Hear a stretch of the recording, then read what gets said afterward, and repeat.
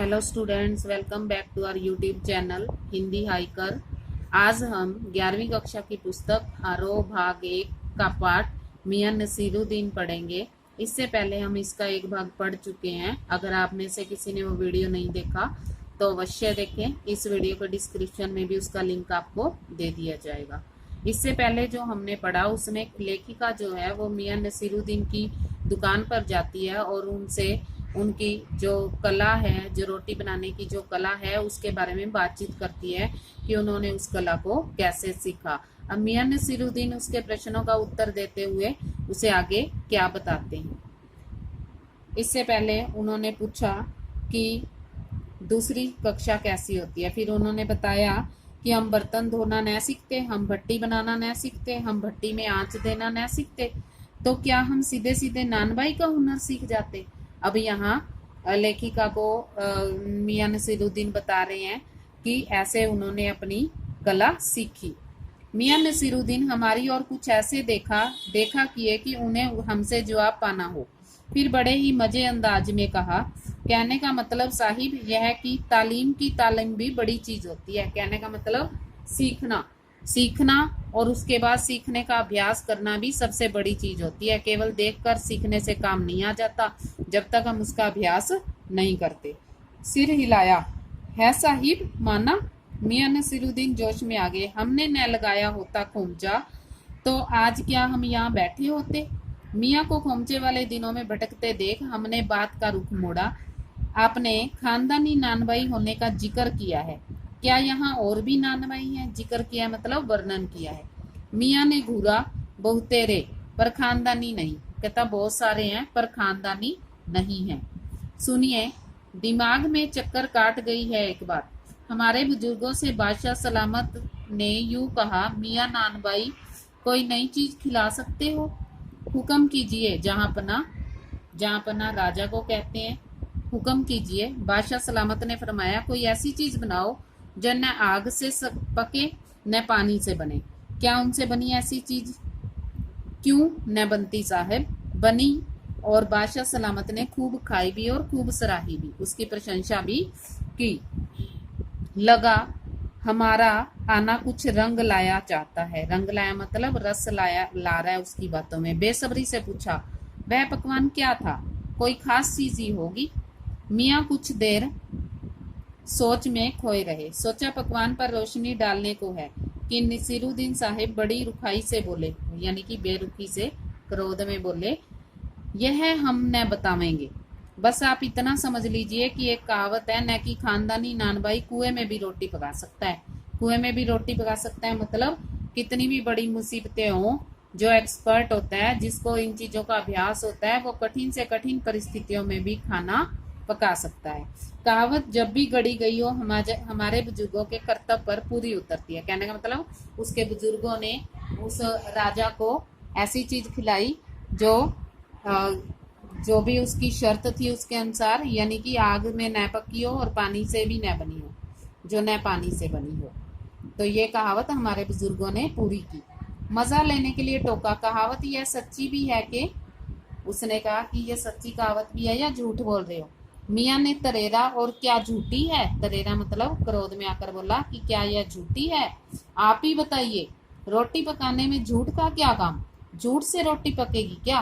क्या पकती देखी है आपने? रोटी जनाब पकती है आंच से, समझ गए?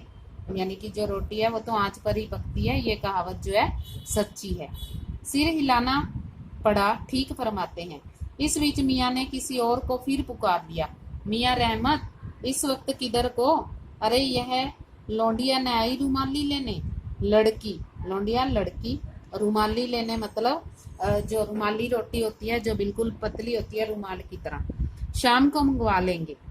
मियां एक बात और आपको बताने की जहमत उठानी पड़ेगी। अब फिर लेकर उससे एक बात और पूछती है। मियां ने एक और बड़ी बीड़ी सुलगा ली थी, सो कुछ फुर्ती पा गए। पूछिए, अरे बात ही तो पूछिएगा, जान तो नहीं लेवेगा।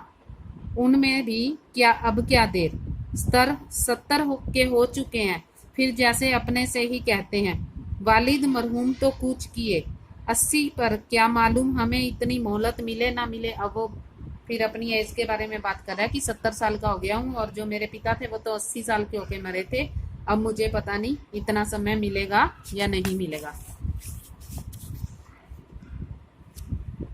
इस मजमून पर हमसे कुछ कहते न बन आया तो कहा। मजमून मतलब इस विषय पर, इस मामले पर। अभी यही जानना था कि आपके बुजुर्गों ने शाही बावर्ची खाने में तो काम किया होगा। शाही बावर्ची खाना मतलब यहाँ राजाओं के लिए भोजन पकता था, शाही भोजनालय। मियाँ ने बेरुखी से टोका, वह बात तो पहले हो चुकी है ना। वो कहता है तो मैं आपको पहले बता चुका हूँ। हो तो चुकी है साहब, पर जानना चाहते थे कि दिल्ली के किस बादशाह के यहाँ आपके बुजुर्ग काम किया करते थे। अजी साहिब, क्यों बाल की खाल निकालने पर तुले हो? कह दिया ना कि बादशाह के यहाँ काम करते थे, तो क्या काफी नहीं है? हम खिसियानी हंसी हंसे। खिसियानी मतलब शर्म से हंसने लगे।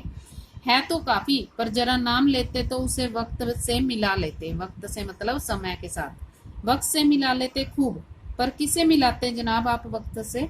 मियाँ हंसे, जैसे हमारी खिल्ली उड़ाते हो, यानी कि वो उनका मजाक उड़ा रहे हैं। वक्त से वक्त को किसी ने मिलाया है आज तक? खैर पूछिए, किसका नाम जानना चाहते हैं? दिल्ली के बादशाह का। उनका नाम कौन नहीं जानता, जहाँ अपना बादशाह सलामत ही है। कौन है? बहादुर शाह जफर। मियाँ ने खींचकर कहा, फिर उलट पलट के बात कर रहे हो। लिख लीजिए बस यही नाम। आपको कौन बादशाह के नाम पर चिट्ठी रुका भेजना है? कि आपको कौन सा उनको संदेश भेजना है जो आप इतना नाम पूछ रहे हो? कि डाक खाने वालों के लिए सही नाम पता जरूरी है। हमें बिटर बिटर अपनी तरफ देखते पाया तो सिर हिला अपने कारीगर से बोले, अरे ओ बब्बन मियाँ, भट्टी सुलगा दो तो काम से निपटे। यह बब्बन मियाँ कौन है साहब? मियाँ ने रुखाई से जैसे फाकी काट दी हो।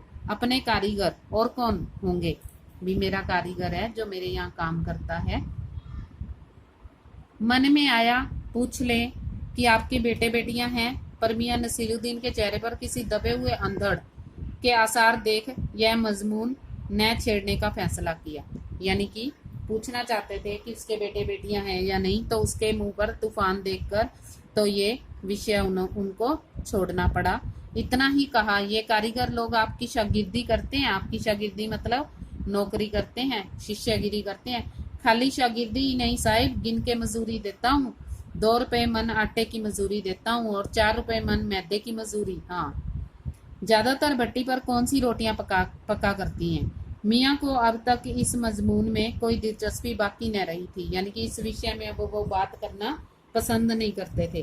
फिर भी उनसे छुटकारा पाने के लिए उसने, अब वो जो रोटियां पकाते हैं उनके नाम है ये: बाकर खानी, शीरमाल, ताफ्तान, बेसनी, खमीरी, रुमाली, गावदीता, गाशेबान, तुनकी।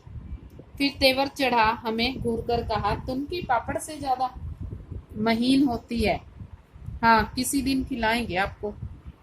महीन मतलब बारीक। एकाएक मियाँ की आंखों के आगे कुछ कौंध आया। एक लंबी सांस भरी और किसी गुमशुदा याद को ताजा करने को कहा।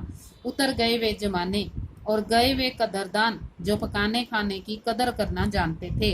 यानी कि अब लेखक पुरानी, वो जो नानबाई है वो किसी पुरानी याद में चला गया है।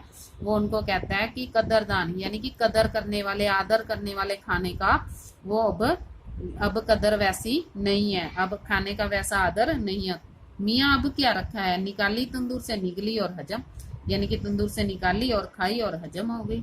इस प्रकार लेखिका एक पत्रकार के रूप में मियाँ नसीरुद्दीन जी के पास पहुंची है और उनके नानबाई होने के सारे, उनको कैसे शिक्षा प्राप्त हुई, खानदानी पेशे के बारे में जानती है, किस प्रकार की वो रोटियां पकाते हैं, किस प्रकार वो अपना काम करते हैं।